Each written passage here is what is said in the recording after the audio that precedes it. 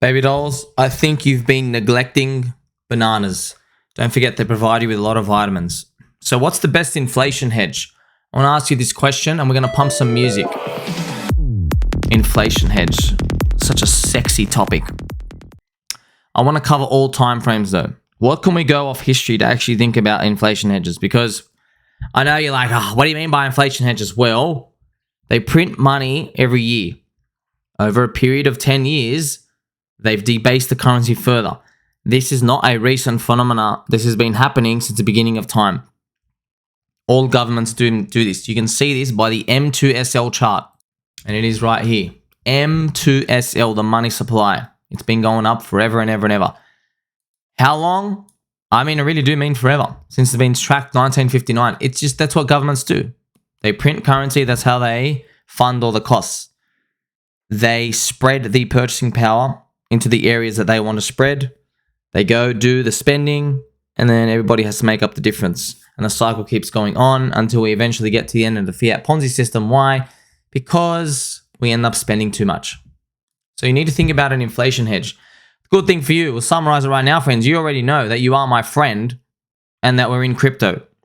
Crypto is what we're all punting is going to be one of the best inflation hedges walking forward. Because if you look at the past, it gives you a nice cushion of safety, but it's not really safe because you might be making a big mistake.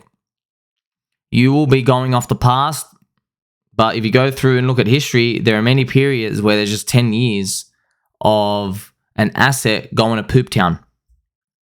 So if you're looking at the short term, you go, I've got inflation coming. How can I protect myself? Well, believe it or not much you can do except actually own the US dollar.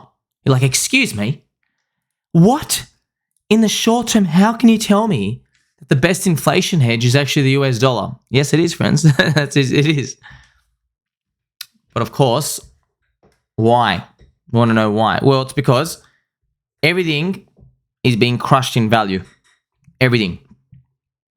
And they put up rates and they always increase the sanctity of the world reserve currency, combat inflation, which they cause in the first place anyway. And that's right, the only thing you're to own is whatever they're trying to push.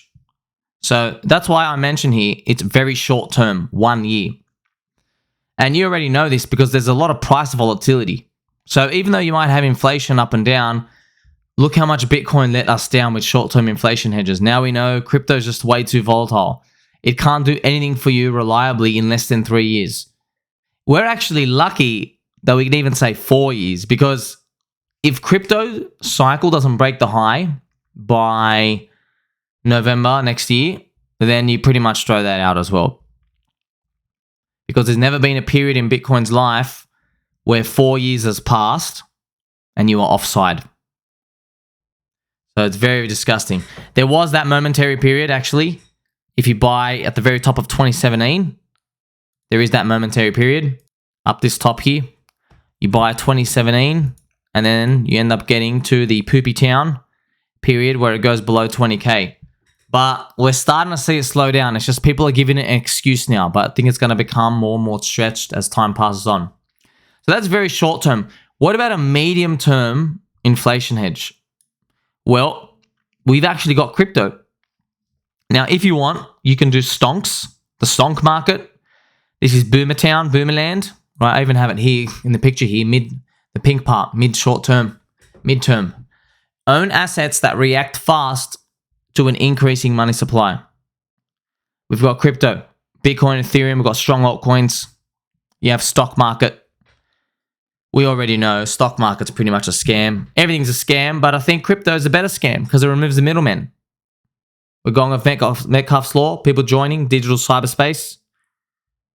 It's a different meme. You're not going off cash flow. You're going off something else. So it's super important to think about this. Are any of these guarantees? No. The life cycle has been too short. What about long term? 10 to 50 year. How do you actually hedge inflation? I've written it here. The ultimate long-term hedge that's proven to hedge inflation, that's the only one that you guarantee hedges it, is gold and silver and owning land. Now, the owning land part depends on your country. That's why Many kingdoms have been saved. Many families and their wealth have been stored because of gold and silver throughout the millennia. But it's not going to make you wealthy. It doesn't generate you wealth. It just protects you. So it's super, ultra, long-term wealth protection. I've even got it written here. It's probably best you use winnings from crypto to diversify here as a very long-term plan. So I hope we get to the top of the next bull market. And I hope everybody just thinks as well, maybe I want to put something into land. Maybe you put something into gold and silver. Now, you might say gold and silver sucks, but yeah, you don't have to put a lot. For example, if someone made $1 million, is there any harm in keeping like 20,000 in gold and silver? And then in the next cycle after that, in the next 4 years after that, you put another like 3 to 5% of your winnings into gold and silver. That's just something to think about. It is something to think about. But, you know, we're so used to this game. This is why it's actually amazing, friends. In crypto, I'm like thinking, why would I want to touch gold and silver when I can literally just leave it in fiat, USDC, just wait for everything to dip and just buy it cheaper? I know that's why we have so much certainty in it, but we don't even know if the cycles are going to play out themselves. But it's great that we have this confidence. That's how you know the industry has like a lot of potential to go forward from here.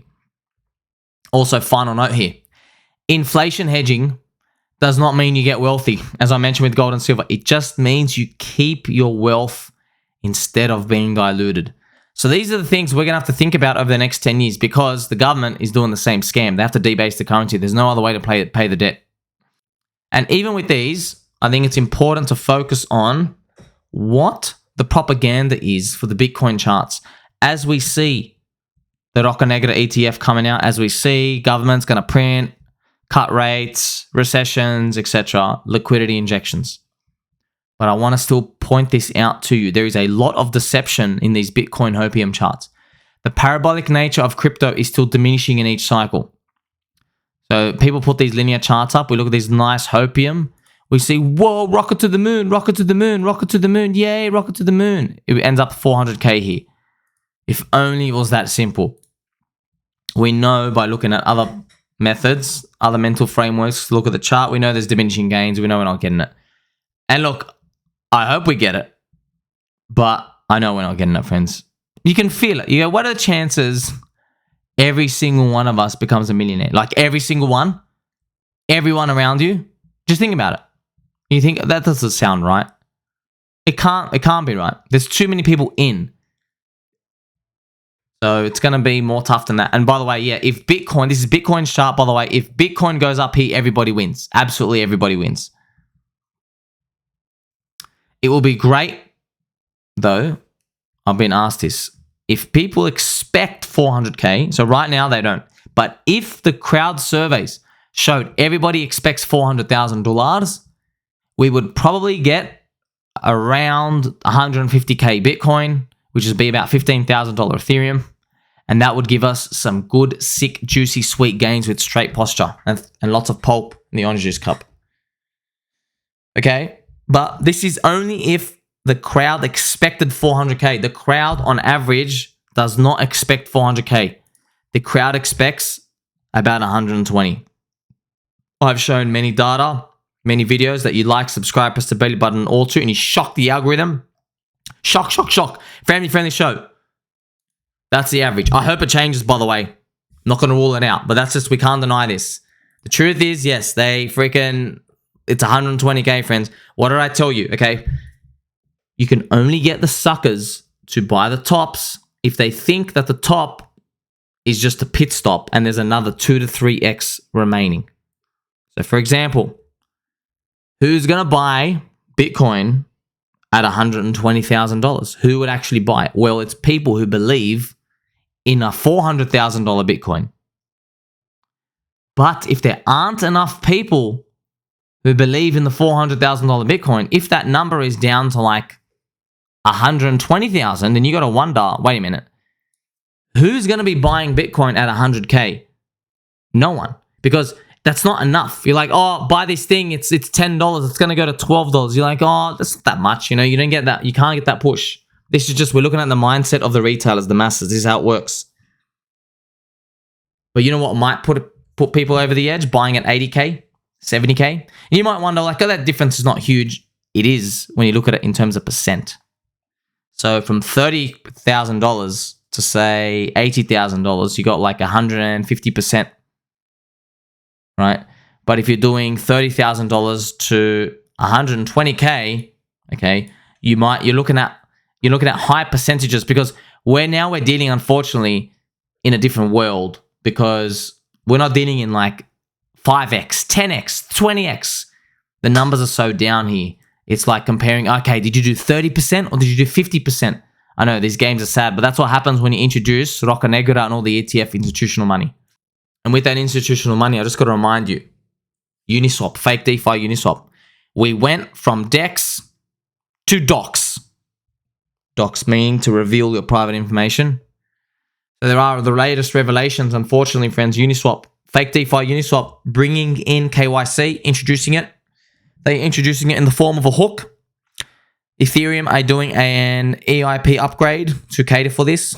There is political bias. This is it. This is the game. This is the game. Not complaining, not whinging, just telling you this is the truth.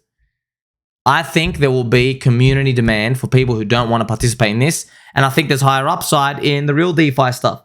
Pulse Chain real DeFi, other parts real DeFi. If you think there isn't, who cares? Sell your bags and get out. The blue chips, they give you blue chip returns, and blue chip returns suck. People are going to find out the hard way. I'm sorry. No, actually, I'm not going to say sorry. No apologies.